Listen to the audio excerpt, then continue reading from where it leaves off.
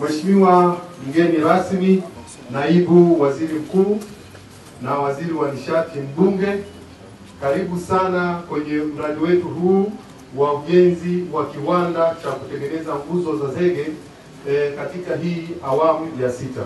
1, 2, 3, makofi mengi.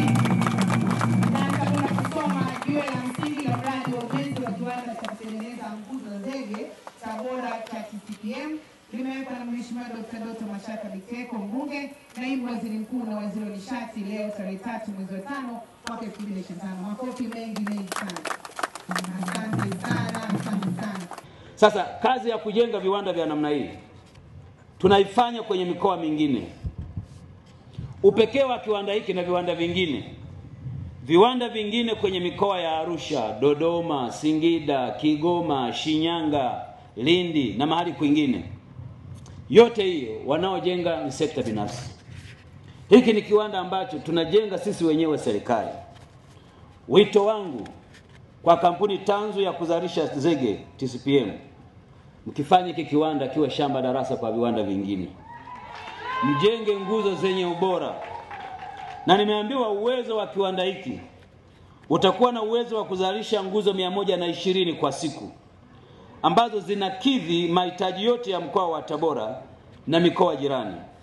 Nataka niwahakikishie kuwa tutasimamia kwa nguvu zetu zote, sisi sekta ya nishati, lakini muhimu zaidi tunao wataalamu wazuri walio kwenye kampuni hiyo ya TCPM, lakini pamoja na kampuni mama ya TANESCO, ambao akili yao na nguvu zao zote watazielekeza hapa Tabora ili tukamilishe hili jambo. Serikali kupitia kampuni hii ya TCPM tumeshazalisha nguzo na kuzisambaza zaidi ya nguzo 34,000 ambazo zimesambazwa nchi nzima, na hivyo kusababisha ongezeko la jumla ya nguzo 14,815 ambalo ni ongezeko sawa na 76% katika kipindi kifupi cha mwaka mmoja.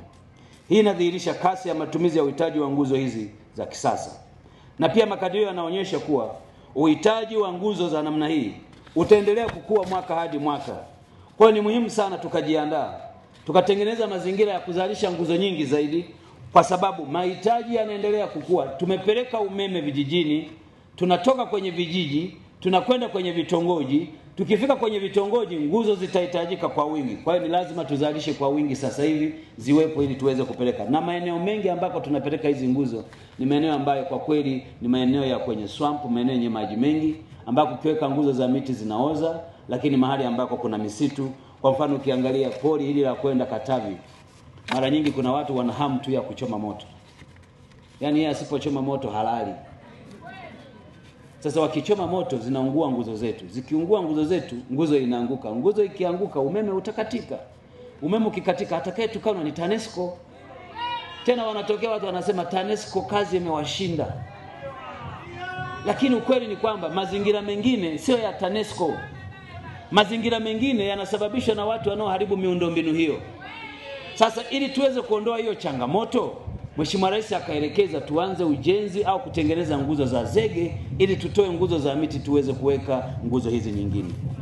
Kwa nataka niwahakikishie wananchi wa Tabora, tena wote mliokuja hapa, kwa kazi hii tutaifanya, na mmepata bahati watu wa Tabora kwamba ninyi wenyewe mtakuwa na kiwanda chenu, na kwa hiyo hiki kiwanda kitakuwa kinasambaza nguzo kwenye ukanda huu wote, watu hawatakuwa na sababu ya kwenda mbali.